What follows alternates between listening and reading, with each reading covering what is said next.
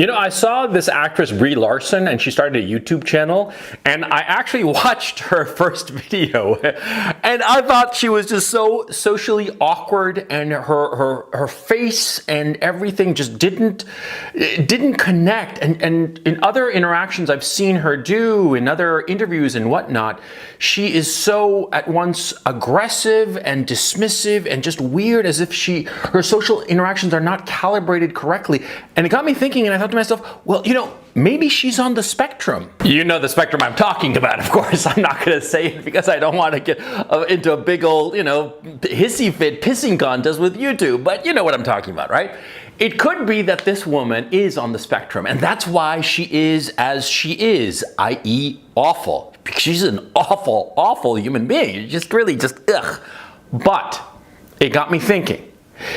Suppose she actually is on the spectrum. What should her boyfriend do? Dump her. Instantly dump her. I mean, without thinking twice.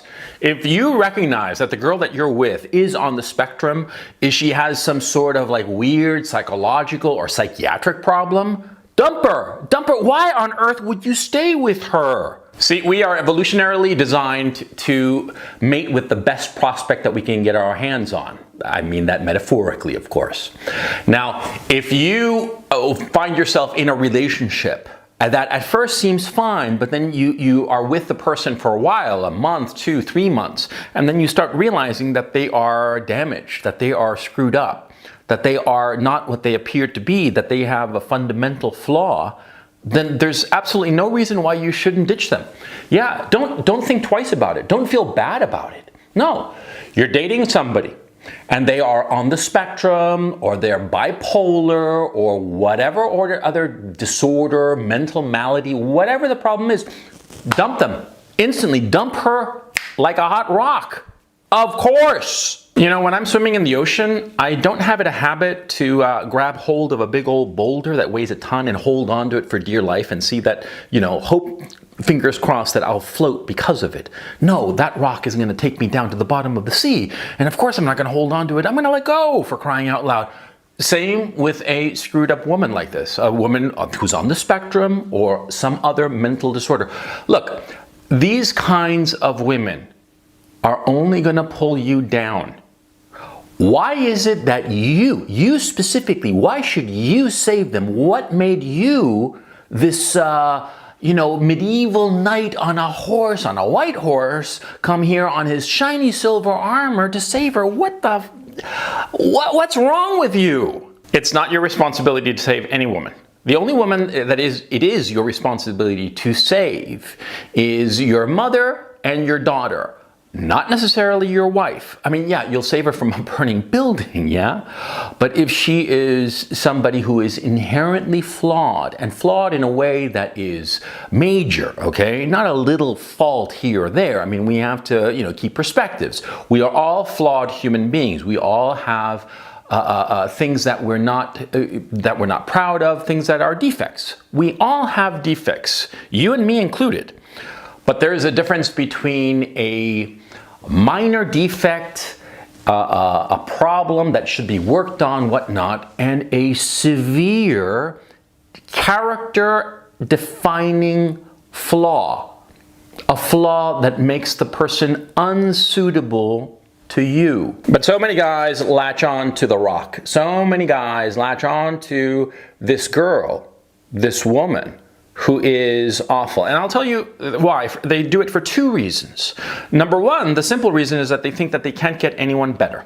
And that is a failure to understand your self-worth. Every man can get somebody better. Every man. And no matter how hot the woman, there's always somebody better. Always. Now, how do I know this? Experience. Experience. I have been in situations where I thought that I'd never find anybody better. And, you know, I cried into my pillow and I was all like a little bitch. And then a few months later, I came across somebody who was younger, smarter, hotter, tighter, better. Yeah. So number one, the one reason that guy thinks that he has to save a woman is because he thinks erroneously that he will never find anyone better. And that is a mistake. The second reason is, of course, that guys have been socialized into thinking that they ought to save some woman that they're with, that it is their responsibility somehow. And this is just faulty thinking, because it's not your responsibility. When you're dating somebody, what is going on here? You are trying each other out. You are seeing if you two fit. That's what you're doing. Now, if you're dating somebody and say, for the sake of argument, that she suffers a horrible car accident, you're dating together and she suffers a horrible car accident and all of a sudden now she's paraplegic. This would be a tragedy. And of course, in that situation, you should see if you can continue to be together. But she has become a different person. And for you to say, oh, I'm going to be with her through thick and thin. No, not in the dating phase, not when you're trying each other out. Because it could be that you just don't work together. That's the point of dating.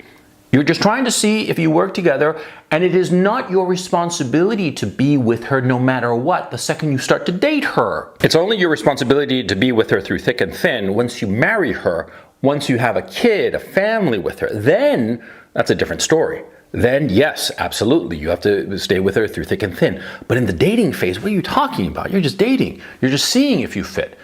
And if it turns out that she has some fatal flaw, like she's on the spectrum or bipolar or this or that, the other, whatever it is, you do not have the obligation, okay? It's a rental, not an ownership situation, okay? And so don't feel that you are trapped. But here's the interesting thing.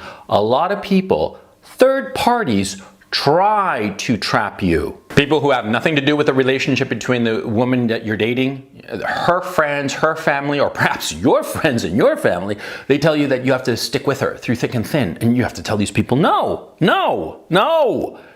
If she's on the spectrum or bipolar or schizophrenic or whatever, she's a drug addict or whatnot. I mean, I dated one girl one time in New York. She was a model. Oh man, she was smoking hot, right? And I didn't realize that she was a heroin junkie. Yeah, she was. She injected herself between her toes. It was just, oh my God. You know, I was so naive. I didn't even think that that was a possibility. But of course, you know, that's why she was so goddamn skinny. That's why she didn't eat, you know. But anyway, once I discovered this, I wanted nothing to do with her. Of course I dumped her. Well, I dumped her for other reasons, but that's not either here or there. The point. See, you are not obliged to be somebody who is severely damaged. It's not, you know, a part of the contract of dating. And other people, third parties, who tell you that you should, they are forcing you to do this or trying to guilt trip you into staying with her because of an evolutionary reason that's actually kind of interesting. See, women especially want other women to pair up. They sort of like force it and push it. I mean, have you noticed that girls always talk about their boyfriends? Guys don't talk about their girlfriends. When we get together with the guys, we talk about football and stuff. We don't talk about, you know, the girl that we're dating. Oh, we might say, oh yeah, she's okay. And that would be that. Girls go on and on and on about the relationships because for them it's important. Because they are trying to all pair up. Because of the survival of the species, of course. I mean, it depends on that. Having children depends on women having a mate, and they want that, and for reasons that are too complicated for this video, I'll just take my word for it. But the point, women especially are the ones who try to guilt trip a guy, you, into sticking with a girl that's completely unsuited to you. And you have to grow some balls. You have to grow some balls and say, no, I'm not going to stay with her because she's fucked up. She's fucked up and she's just, no. She's on the spectrum, she's bipolar, she's schizo, she's a drug addict, she's whatever.